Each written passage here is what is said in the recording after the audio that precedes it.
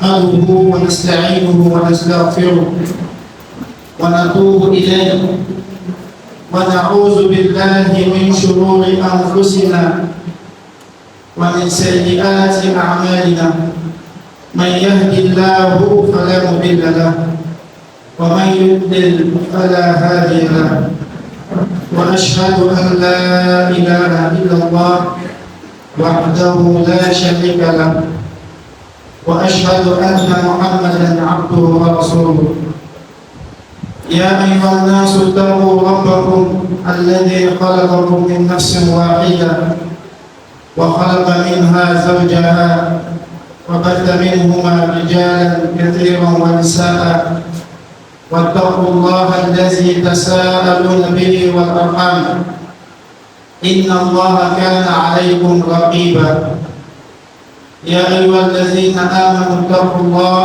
وقولوا قولا سديدا يصلح لكم أعمالكم ويغفر لكم ذنوبكم ومن يطع الله ورسوله فقد فاز فوزا عظيما الحمد لله رب العالمين اللهم صل على محمد وعلى آل محمد كما صليت على إبراهيم وعلى آل إبراهيم وبارك على محمد وعلى آل محمد كما باركت على إبراهيم وعلى آل إبراهيم إنك حميد مجيد. الحمد لله. Très chers frères et sœurs à la foi,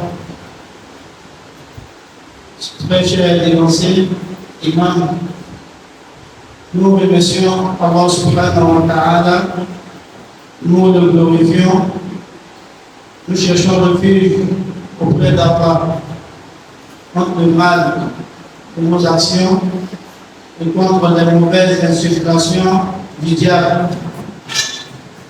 En réalité, celui qui a dit, personne ne peut l'égarer.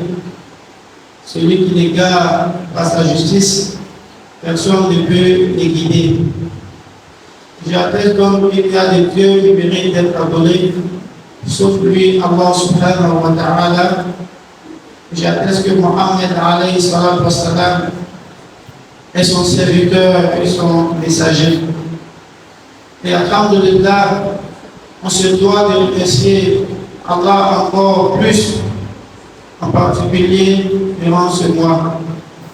Parce que Allah subhanahu wa ta'ala a bien voulu nous faciliter d'assister à l'entrée du mois béni de Ramadan.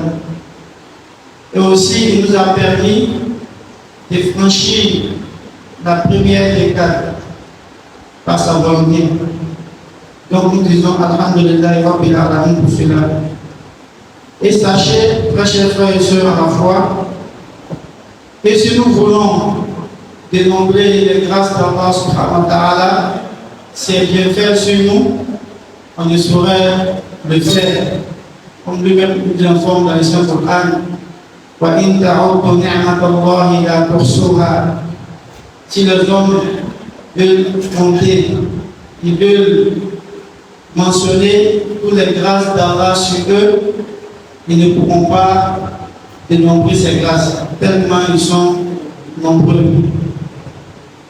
Après cela, nous sommes réunis ici cet après-midi dans ce cadre pour un objectif. Et l'objectif en question, c'est se rappeler des versets d'Allah subhanahu wa ta'ala et des enseignements de son prophète alayhi salatu wa salam. Et à cet effet, Allah subhanahu wa ta'ala nous dit dans le Saint-Coran, Allah bi zikrillahi tatma'innul qulub. N'est-ce pas par le rappel d'Allah subhanahu wa ta'ala que les cœurs s'apaisent?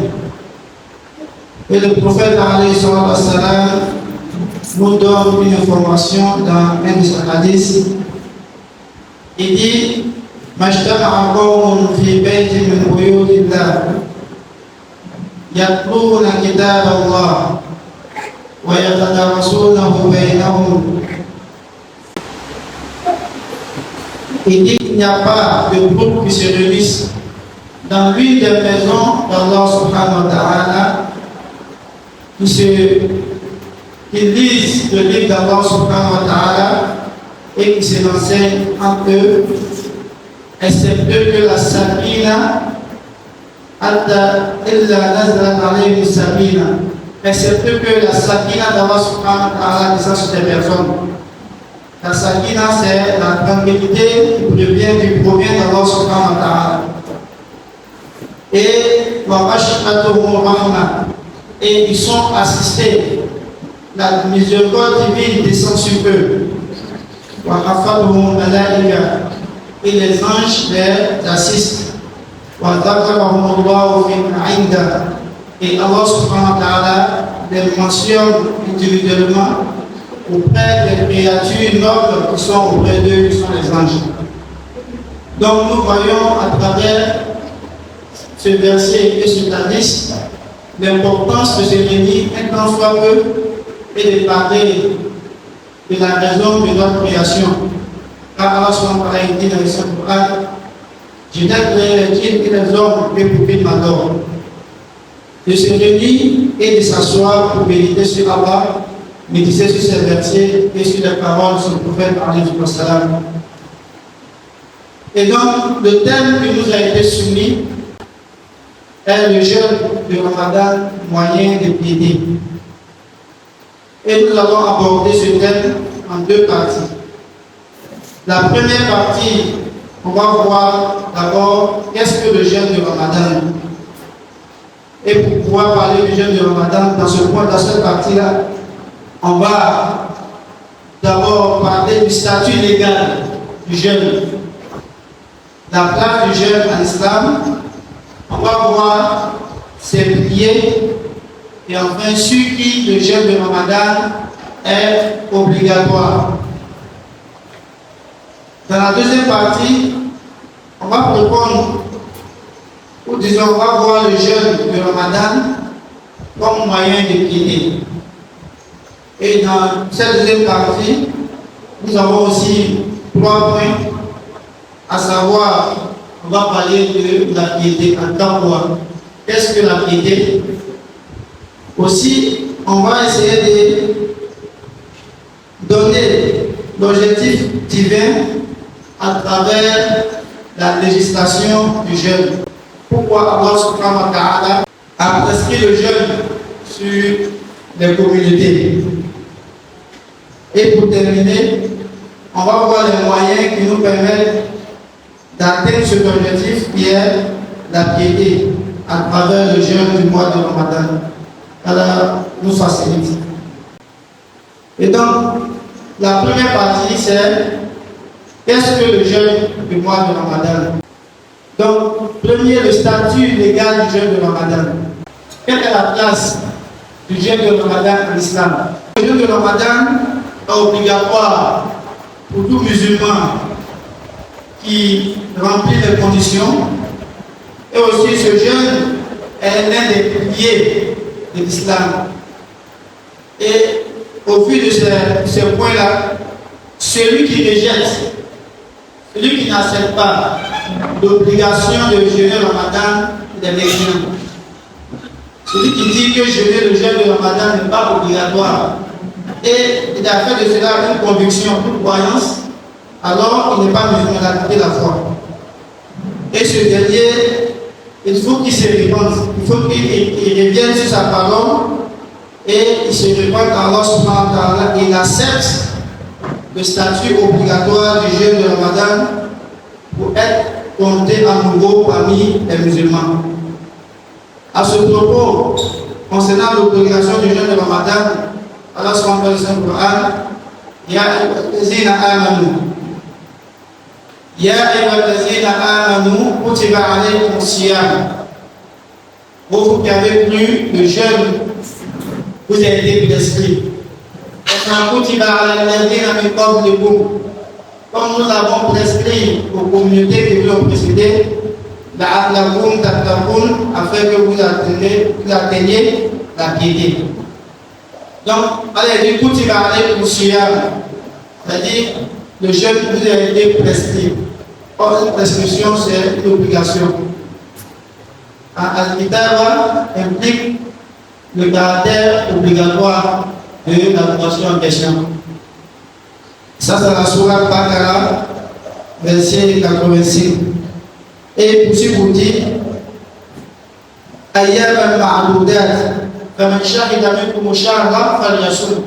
Il dit le jeûne, après vous avoir montré que j'ai prescrit cela aux communautés qui sont venues avant vous, il faut que vous sachiez que le jeûne, ce n'est pas toute la vie. C'est Ayyam ma'adoudat, c'est quelques jours. 30 jours, 29 jours.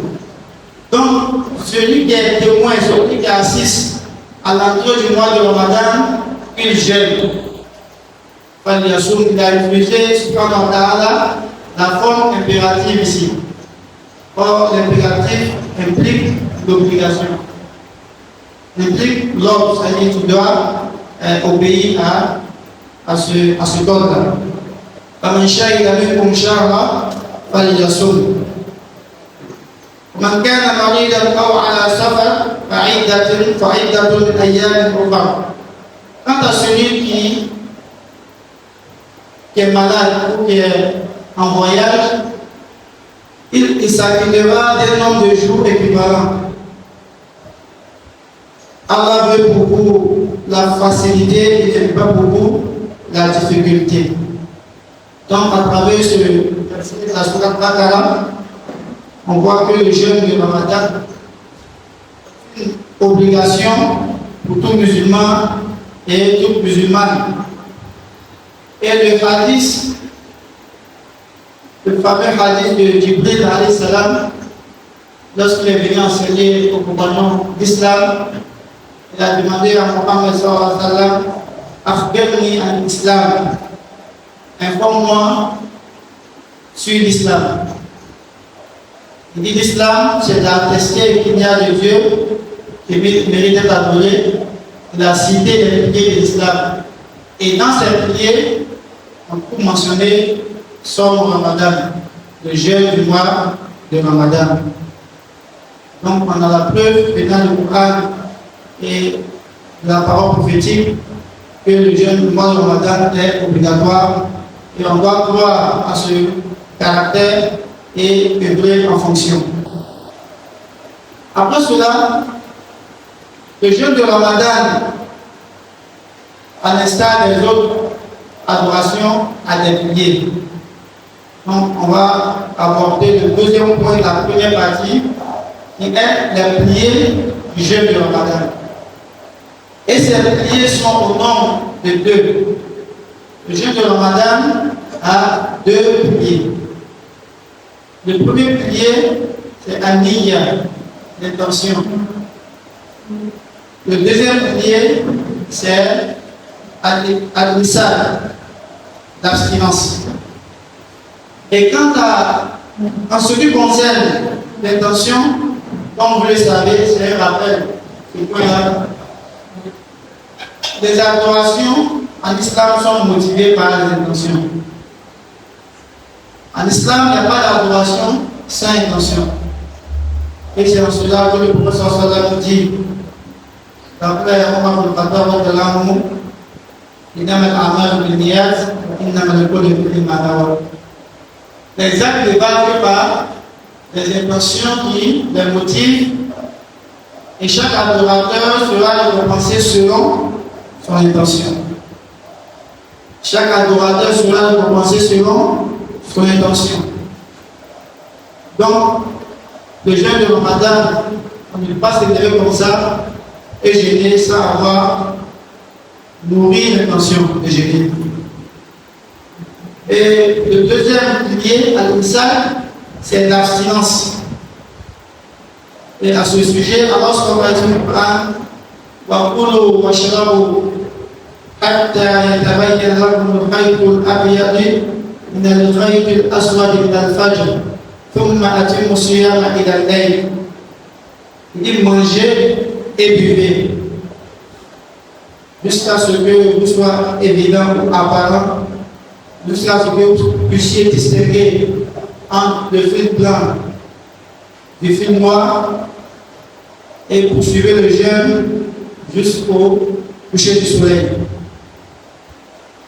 Dans ce verset, Allah Il nous montre quand est-ce qu'on peut manger le sahur, quand est-ce qu'on arrête. Et c'est le côté arrêt qui nous intéresse. Donc on mange un moment et on arrête de manger un moment. Le fait d'arrêter de manger fait partie des piliers de l'islam et du jeûne, ce qu'on appelle al-imsak, l'abstinence. Et l'abstinence aussi, ce n'est pas seulement le fait de ne pas manger et de boire, mais c'est s'abstenir aussi de tout ce qui peut rompre nos jeûnes dès ce moment-là jusqu'au coucher du soleil.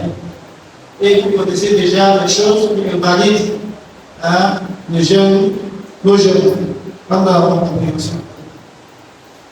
Donc, pour résumer ce point-là, à savoir les piliers du jeûne, on retient que celui qui s'abstient de manger et de boire et qui s'abstient de toute chose qui pourrait annuler son jeûne, mais sans avoir l'intention de jeûner, n'a pas jeûné. Celui qui s'abstient de manger et de boire, qui s'abstient de toute chose qui peut invalider son jeûne, mais sans avoir l'intention de jeûner, n'a pas jeûné. Il n'y a pas jeûné pour cette personne. Aussi, vice-versa, celui qui s'abstient, celui qui a l'intention de jeûner et qui ne s'abstient pas de tout ce qui invalide son jeûne, n'a pas aussi jeûné. Comme le dit le prophète sallallahu alayhi wa sallam, il dit à les personnes qui ne tireront profit de leur jeûne que la faim et la soif. Ce sont les personnes qui jeûnaient et qui ne faisaient pas attention aux choses qui invalident leur jeûne. Le troisième point de la première partie est sur qui le jeûne de Ramadan est obligatoire. Que je dis, qui doit jeûner le Ramadan?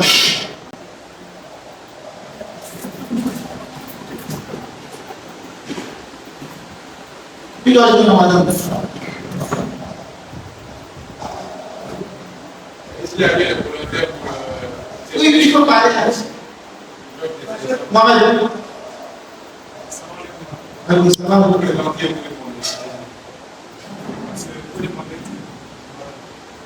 Moi, c'est la journée, il faut d'abord être musulman. Pour être musulman. Parce qu'en commençant, il faut atteindre l'âge de la communauté. Donc, le frère a donné deux conditions: être musulman, être pubère. Mais il y a d'autres conditions encore. Ça.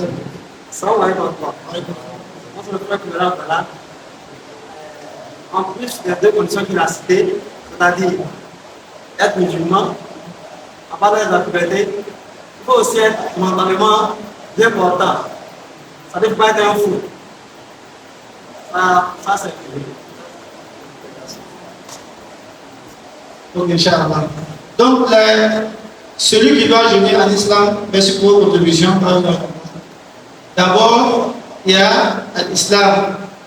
Il faut être musulman pour pouvoir dire que tu jeûnes le Ramadan. En plus d'être musulman, il faut atteindre l'âge de la puberté pour jeûner. Et là, ça enlève l'enseignement qui est dans notre communauté. Il faut parler d'haleine avant de mettre le jeûne de Ramadan. Si tu sais que tu es pubère et que tu n'es pas le Ramadan, tu es en train de pécher comme ça. Voilà. Donc, une fois que tu es pubère, même si tes parents ne disent pas pour marier d'haleine, il faut commencer à marier. Parce que tes péchés ont commencé à être notés. Tes bonnes actions ont commencé à être notées. Donc, si tu suis tes parents dans ça, toi tu payes des frais. Voilà. Donc, il faut être pubère pour jeûner, musulman pubère. Il faut aussi avoir la raison, al-aql.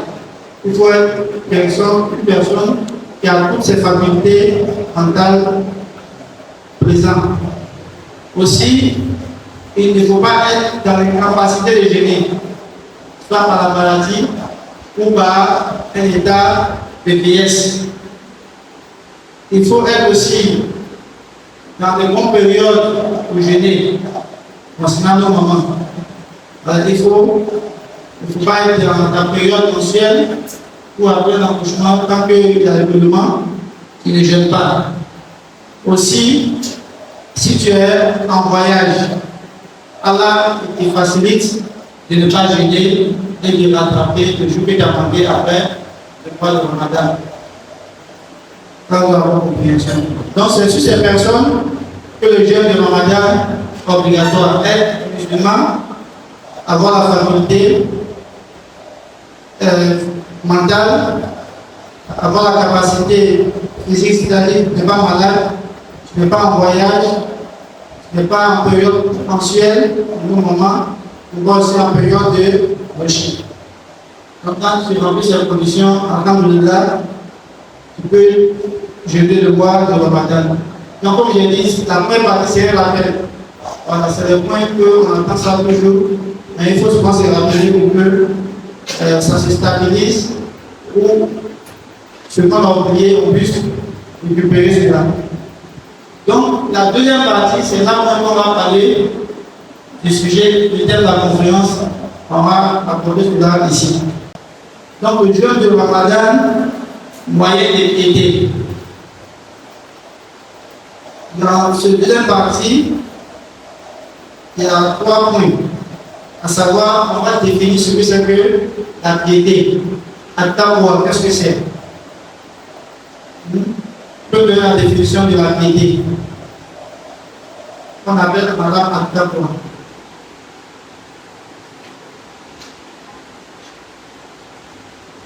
Donc la piété, d'abord la piété, il faut savoir que ça fait partie des éléments fondamentaux de l'adoration. Tu ne peux pas prétendre à une adoration tant que ce n'est pas fait avec ta foi. Allah subhanahu wa ta'ala accepte les actions de ceux qui font preuve de piété. Donc il faut chercher à savoir ce que c'est que la piété avant de te mettre dans l'adoration. Et Allah subhanahu wa ta'ala nous dit concernant la piété. وَلَقَدْ وَصَّيْنَا الَّذِينَ أُوتُوا الْكِتَابَ مِنْ قَبْلِكُمْ وَإِيَّاكُمْ أَنِ اتَّقُوا اللَّهَ. Nous avons enjoint à ceux qui ont reçu le livre, avec Mohammed sallallahu la piété. Et les savants de l'islam ont donné plusieurs définitions à la piété. Parmi elles, nous avons cité ces définitions qui suivent. D'autres ont dit At-taqwa, c'est le fait que le serviteur هي أن يجعل العبد بينه وبين ربه وقاية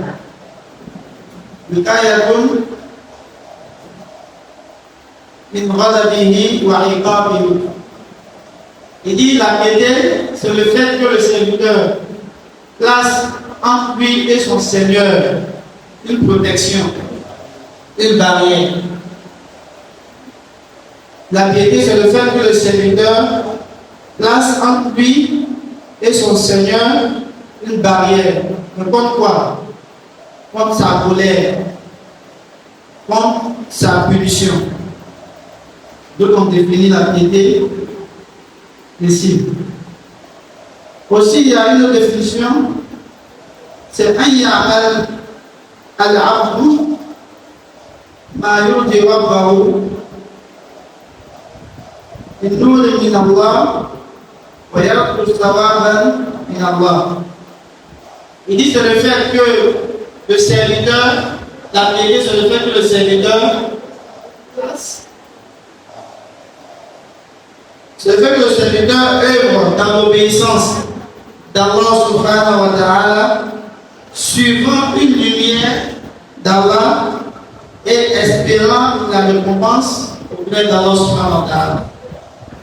Et aussi c'est le fait que le serviteur il délaisse la désobéissance suivant une lumière d'Allah et craignant son châtiment. Donc, dans cette deuxième définition, on a, suivant une lumière d'Allah, œuvrer dans l'obéissance suivant une lumière d'Allah, on a délaissé la désobéissance suivant une lumière d'Allah. Ça veut dire quoi cela? Ça veut dire le serviteur. Il n'est pas que Dieu, Allah c'est vachement plus là. Il doit œuvrer, il doit faire les bonnes actions. Mais ces bonnes actions-là, il ne les invente pas. Attends, voilà qu'on fait, il ne fait pas ça comme ça. Mais il fait ses œuvres, ses bonnes actions suivant une lumière, suivant la révélation d'Allah subhanahu wa ta'ala. Nous, le Allah sur le Coran, suivant l'enseignement d'Allah subhanahu wa ta'ala dans le Coran, et il délaisse le péché, suivant aussi une lumière venant d'Allah subhanahu wa ta'ala. Il vient à Bado, il va à Bado, comme lui, il t'a demandé de la donner. Et si tu vas délaisser le péché, tu délaisses le péché qu'il t'a demandé, ce qu'il a considéré comme péché, il voudrait cela. Donc c'est ce que celui qui œuvre ainsi et celui qui fait œuvre de piété.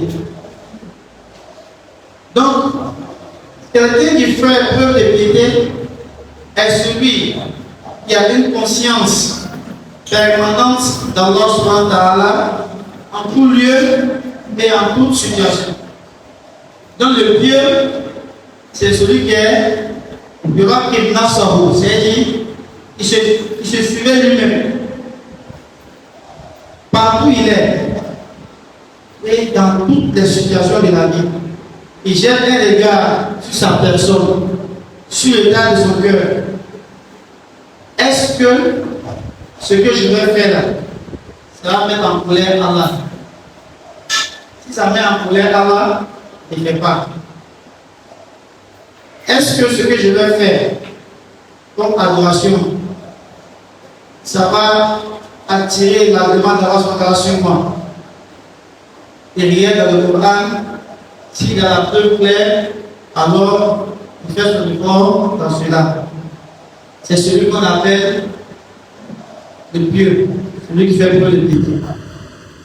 Donc après avoir vu la définition de la piété en islam, nous passons au deuxième point qui est l'objectif.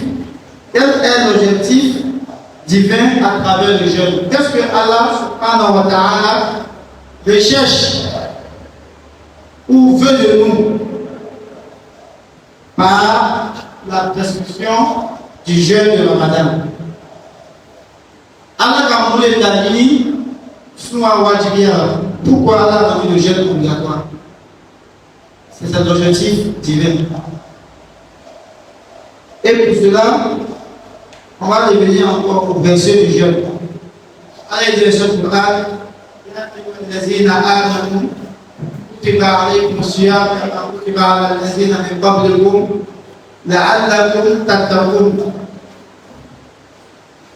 Allah nous dit que l'objectif principal qui est dans le jeûne, c'est d'atteindre la piété. C'est d'atteindre cette conscience permanente d'Allah subhanahu wa ta'ala dans tout ce que nous allons faire, à tout endroit. C'est l'objectif qu'Allah subhanahu wa ta'ala veut de nous à travers le jeûne. Mais comment atteindre cet objectif? On sait que Allah veut qu'on regarde des personnes pieuses au sortir de Ramadan.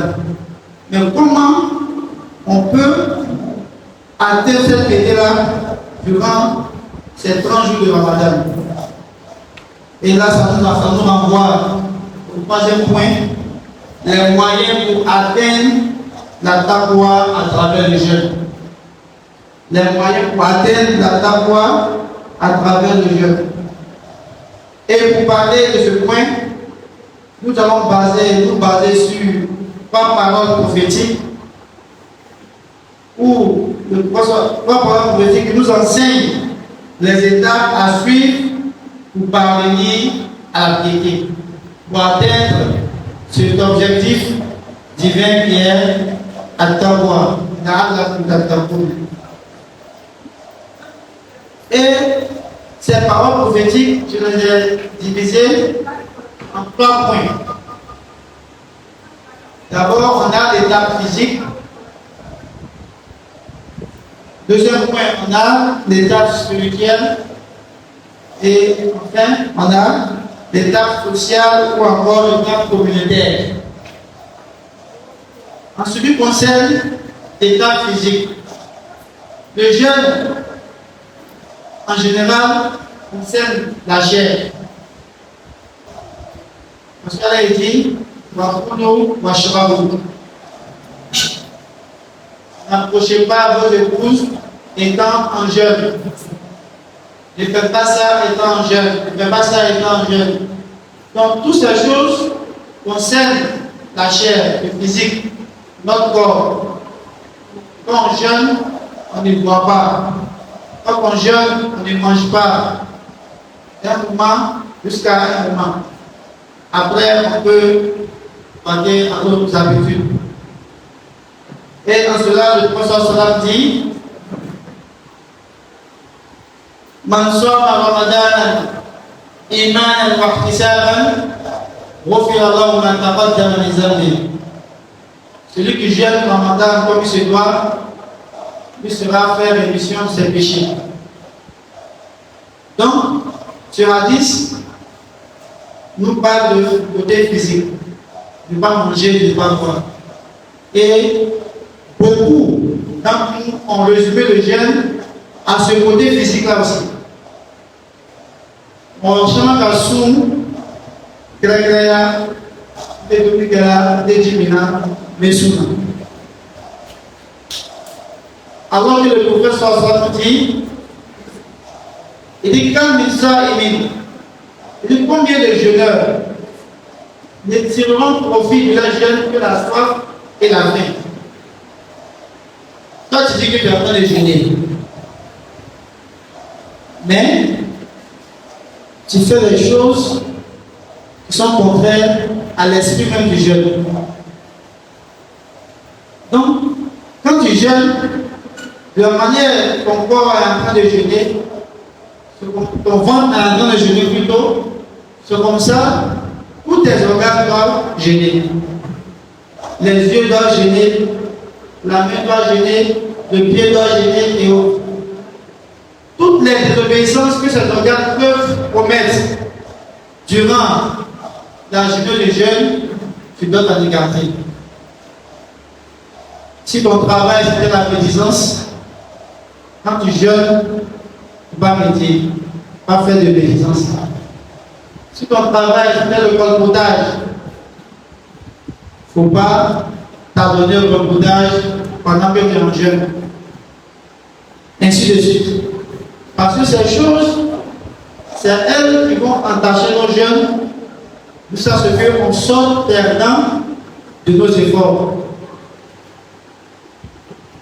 Donc ça c'est le côté physique.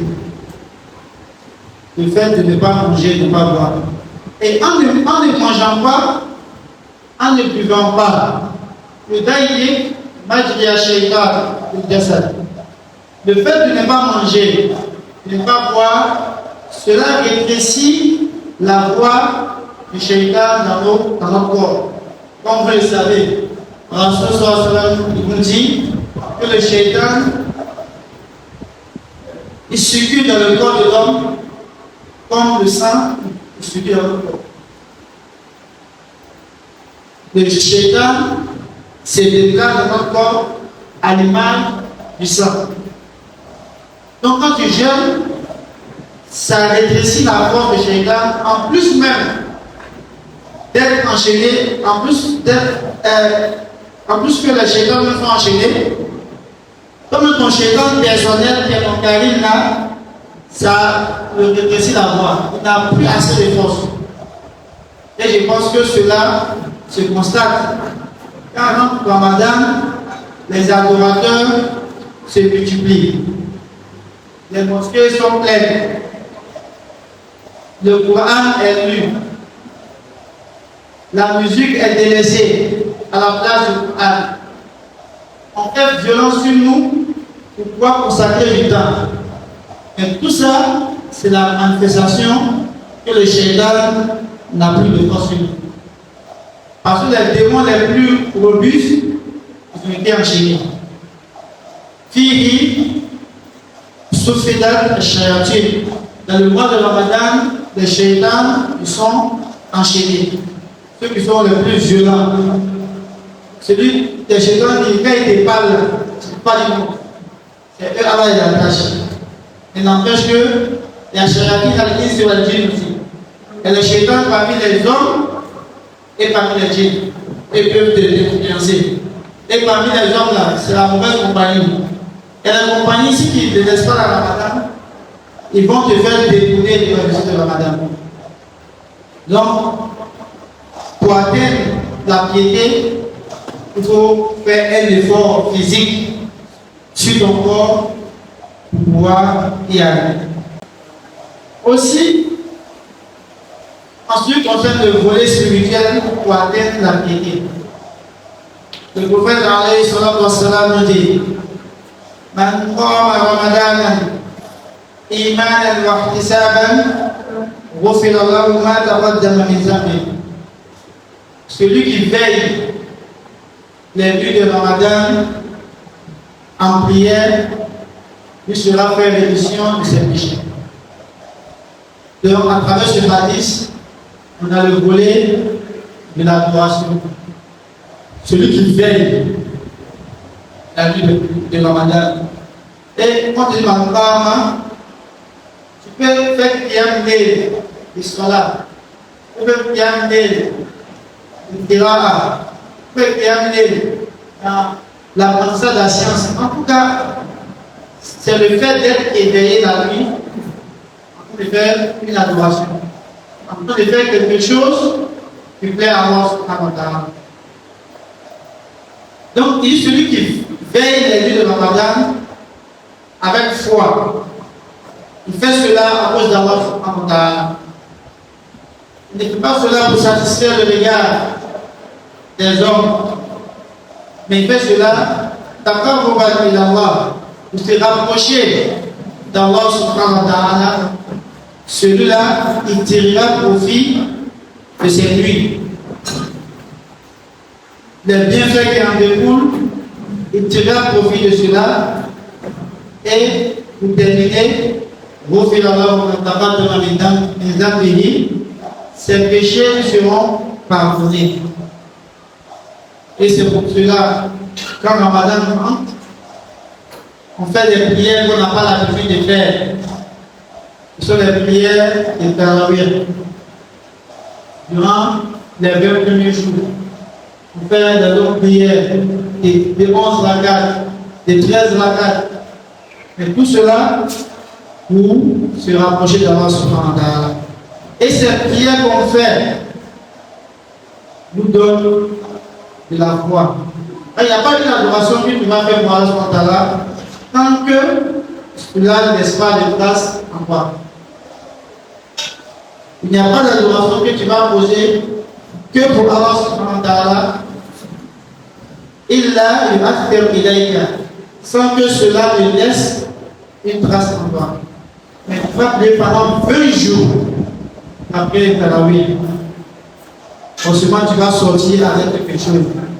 Et d'abord, l'amour de fréquenter les mosquées, l'amour de faire la prière sur le lavoir. Et c'est pourquoi, même quand Ramadan finit, il y a toujours cette flamme-là qui est toujours là. On a cette facilité de se lever la nuit, prier et lire le Coran, parce que ça a laissé des traces. Donc le jeûne n'est pas seulement la privation de manger, de boire et des plaisirs de la chair, mais c'est aussi d'activer en nous le côté spirituel qui est endormi, pour que, au sortir de Ramadan, on puisse continuer cela et cela va créer à nous pas nous apporter l'objectif de Ramadan qui est At-Taqwa. Et le troisième point de la deuxième partie qui est l'étape sociale, l'étape communautaire. Le prophète alayhi salam nous dit, il dit, celui aide un jeûneur à rendre son jeûne, il aura la récompense de ce jeûneur sans toutefois rien diminuer de son jeûne.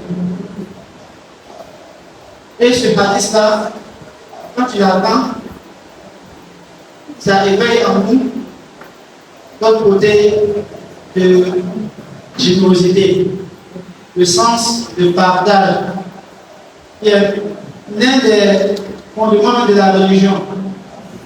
Il faut s'aimer en Allah et de baisser en Allah.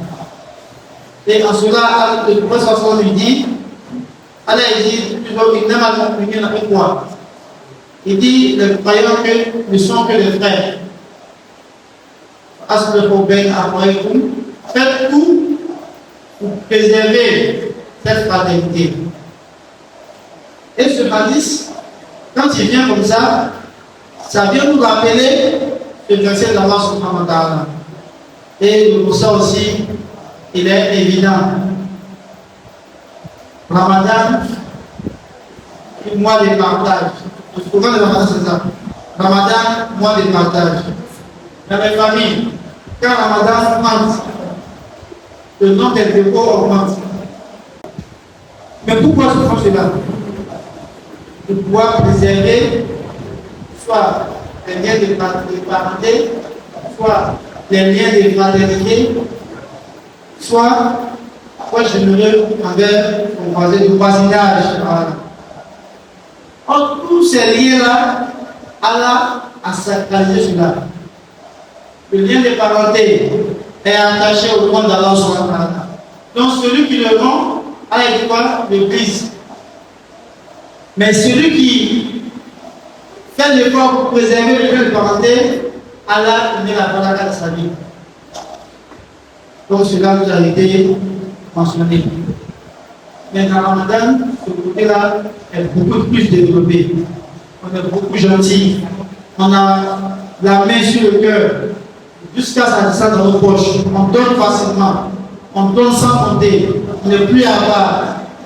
On passe à nos voisins qui est à côté. Il n'arrive pas à manger. On passe à un homme là-bas. Il n'a pas de meilleure situation. On envoie de l'argent. On envoie un sac de riz avec du sucre pour qu'il puisse passer un bon ramadan. On envoie de la nourriture dans les mosquées, dans les lieux de rassemblement de jeunes musulmans pour qu'ils puissent rompre leur jeûne. On ne les connaît même pas. Mais du moment où la maman sait que c'est les musulmans qui sont dans les grains là-bas, elle sait que le grain est fait dans la Ramadan, elle envoie sa participation. Et comme on fait les demandes d'aide dans le cadre de l'association, ça rentre facilement plus que dans d'autres mois. Ça aussi, c'est la magie de la Ramadan. Ça nous permet de partager, d'activer ce côté d'altruisme en nous. Et c'est tout cela que nous ferons atteindre l'objectif de Ramadan qui est la piété. C'est en connaissant le statut légal du jeune, c'est en connaissant ses piliers, c'est en sachant qui doit gêner, qui ne doit pas gêner. Et cela de nous mène vers la piété.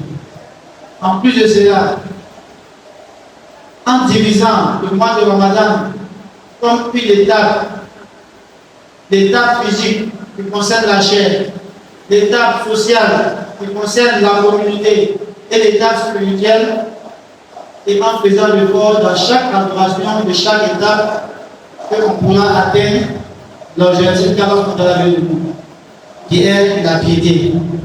Et il a dit, mon conseil, moi Allah, aux communautés qui l'ont précédé, Mohammed, et à la communauté, est que faites preuve de piété. Et il revient encore à la charge dans le verset du jeûne pour te parler de Siyam, le jeûne vous a été prescrit pour que vous ayez la piété. Et c'est pourquoi les savants disent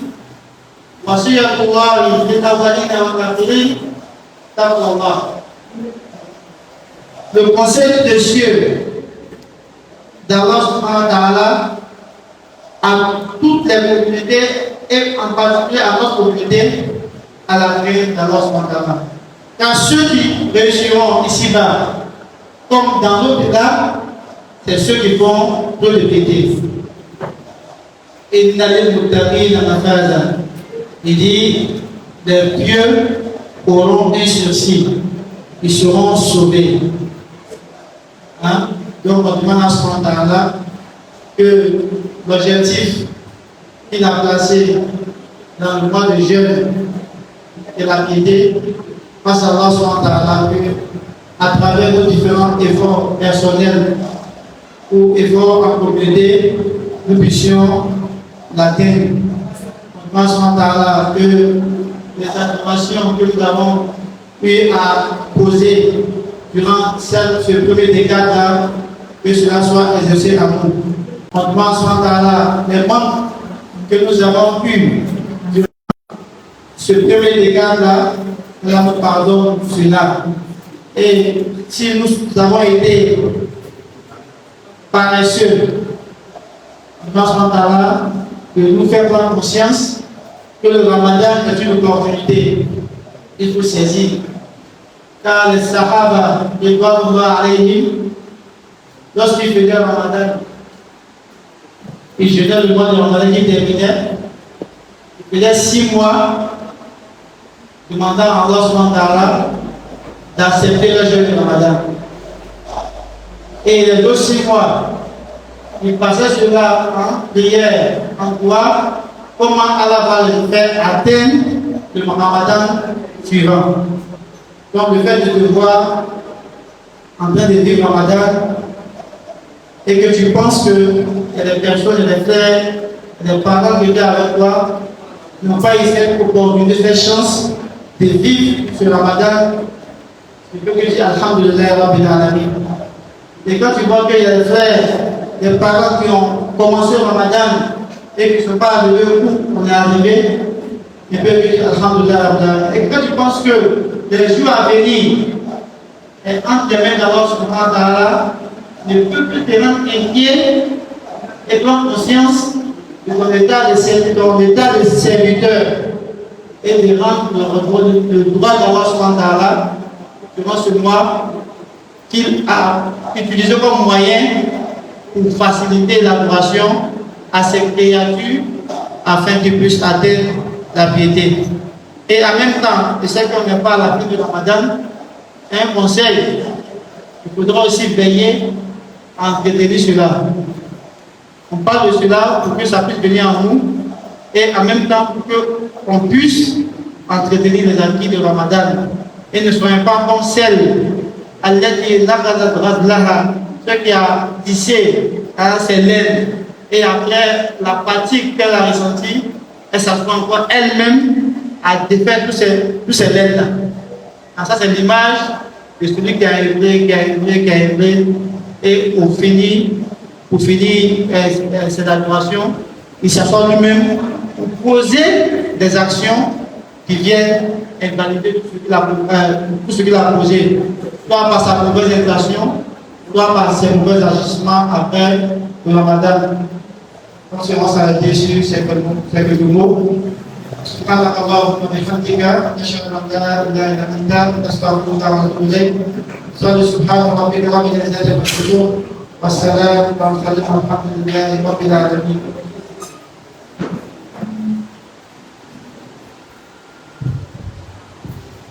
الحمد لله رب العالمين.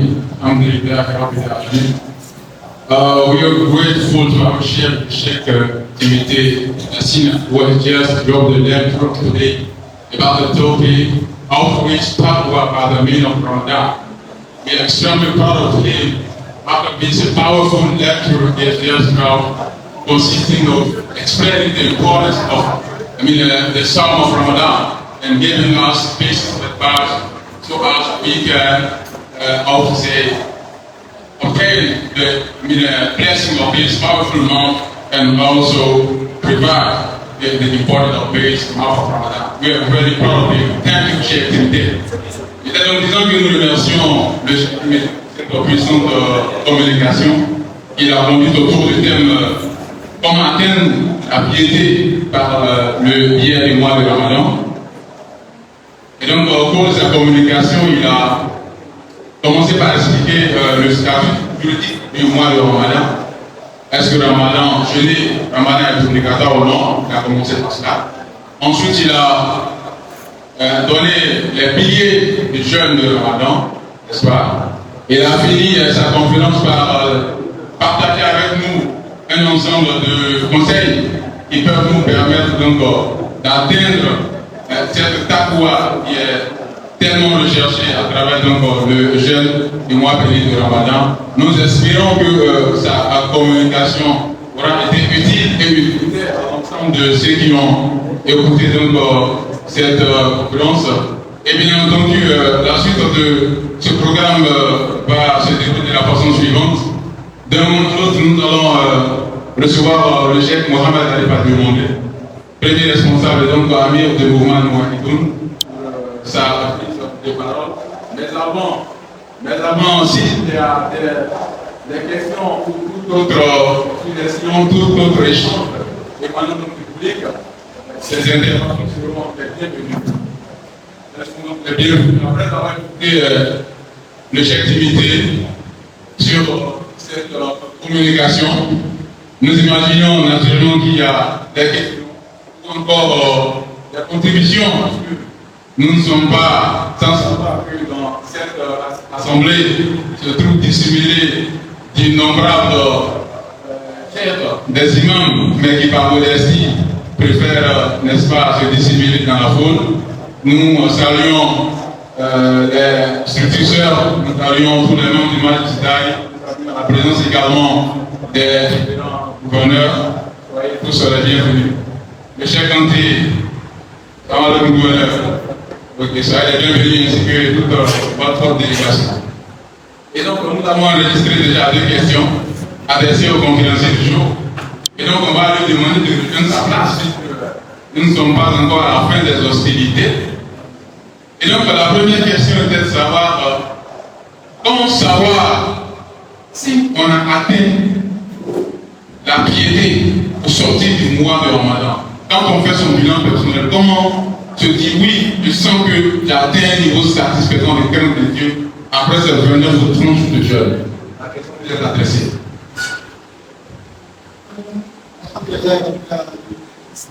Dans l'intervention, il y a donné la définition de la piété. Il a dit récemment, on dit que la piété, c'est le fait de mettre une barrière entre toi et ton Seigneur. Une barrière contre sa colère, ou encore œuvrer dans l'obéissance de notre Seigneur, suivant ses ordres, et de laisser la désobéissance suivant ses ordres. Donc celui qui est aujourd'hui dans Ramadan, qui voit qu'il n'est pas encore à ce stade, il pense qu'il n'a pas encore tiré le profit de Ramadan. Tu sors de Ramadan et tu poses des actions qui mettent en colère Allah subhanahu wa ta'ala, ou bien tu fais des actions qui, quand Allah n'est pas, ça montre que toi tu n'as pas compris l'essence du jeûne. C'est ce que veut demander le conseil. Pouvoir mettre une barrière avec Allah, après Ramadan. Donc si tu n'arrives pas à faire cela, c'est que ton jeûne est ceci. Merci donc au chef limité pour cette tentative de répondre. Alors une deuxième question qui nous est parvenue. La question suivante. Comment est-ce qu'on peut s'organiser pour tirer au maximum de bienfaits du mois de Ramadan? Et par conséquent, quel type d'activité en termes d'adoration est-ce qu'on peut réaliser pour vraiment profiter mieux des avantages liés à ce mois béni du Ramadan? Quel conseil vous donnez? Mon conseil, on encourage ensemble de frères et de sœurs, c'est que dans le mois de Ramadan, on doit casser avec certaines habitudes. La première habitude que je conseille, c'est de faire d'aller s'isoler, faire l'effort de s'isoler. Quand tu vas au travail, puis quand tu viens à la maison, si tu as pu passer un grain, le grain, tu peux laisser, tu t'isoles. Et quand tu vas t'isoler, tu vas voir que la porte de l'adoration, que toutes les adorations seront ouvertes. Tu pourras lire le Coran, tu pourras lire des livres religieux, tu pourras faire beaucoup de choses. Et la nuit, en dehors des prières, sur la table qu'on fait à la mosquée, tu peux élever en prière, des prières dans la nuit, et faire un programme de lecture de Coran que tu pourras lire en toutes les journées pendant des moments d'isolation et que tu pourras lire aussi pendant la nuit et pendant tes prières la nuit. Et faire l'effort aussi de partager ce que tu as avec les autres. Voilà, partager ce que tu as avec les autres. Tout ça, au fur et à mesure, ça pourra laisser des traces et devenir une bonne habitude pour toi pour sortir de Ramadan. Et tant qu'on va couper avec nos anciennes habitudes, on ne pourra jamais se retrouver Ramadan. Nous remercions le chef d'activité pour cette. Une autre question que je pose moi-même. Alors, chaque année, comme c'est de coutume, lorsqu'arrive le mois de Ramadan, nous constatons une affluence inhabituelle de frères en mosquée dans nos lieux de culte. Nous en sommes très fiers. Nous constatons que nos frères qui n'ont pas pour habitude de fréquenter les lieux de prière, et bien pendant Ramadan, ils y abondent massivement, ce qui nous réjouit énormément.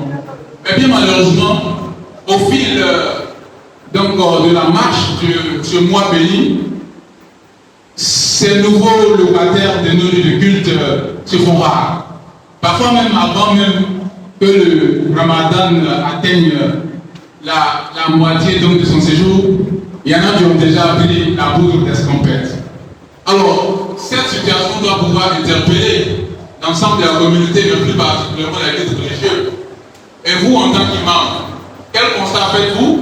Et plus loin, quelle solution donnez-vous pour que cette situation puisse changer et que désormais nos frères puissent rester définitivement avec nous en fréquentant la mosquée et que ce ne soit plus Ramadan qui soit leur période d'adoration? Alhamdulillah, le mois de Ramadan, comme on l'a dit tantôt, c'est un mois de beaucoup de bienfaits. L'adoration est plus facile dans ce mois. Donc, raison pour laquelle les frères et sœurs viennent à la mosquée en nombre. Donc, la souligne aussi, après 10 jours, le monde commence à baisser. Donc, le Ramadan, c'est un calcul. Et on est là comme le continent sur la Milan, au fur et à mesure, par la plus faible tombe.